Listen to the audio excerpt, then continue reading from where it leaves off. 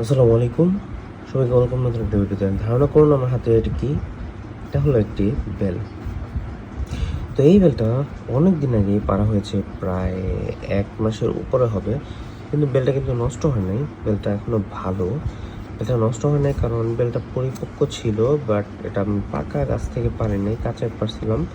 বেশ কয়েকদিন পর এটা বোটা ছুটেছে অ্যান্ড এটা মোটামুটি খাওয়ার উপযোগী। বেশ অনেকদিন ধরে একটা ভালো স্মেল ছাড়ছে এটা থেকে।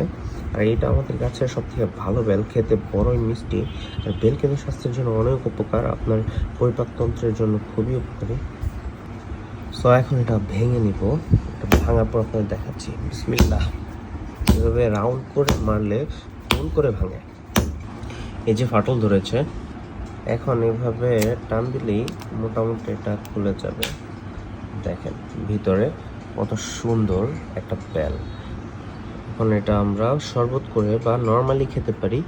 আর বেলটা অনেক মিষ্টি, অনেক উপকার। এই বেলের যে কষগুলো আছে, এই কষগুলো কিন্তু পরিপাকতন্ত্রের জন্য বেশ উপকারী।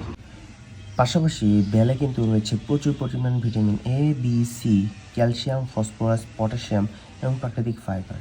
এগুলো হজম শক্তি, আপনার কোষ্ঠকাঠিন্য দূর এবং লিভার ও চোখের সুরক্ষায় খুবই কার্যকর। এবং ভিটামিন এ এবং বিটা ক্যারোটিন আপনার চোখের দৃষ্টিশক্তি বাড়াবে। ভিটামিন সি শরীরের রোগ প্রতিরোধ বাড়াবে। ভিটামিন বি কমপ্লেক্সে থায়ামিন এবং রিবোফ্লাভিন লিভারের কার্যক্ষমতা বাড়াবে।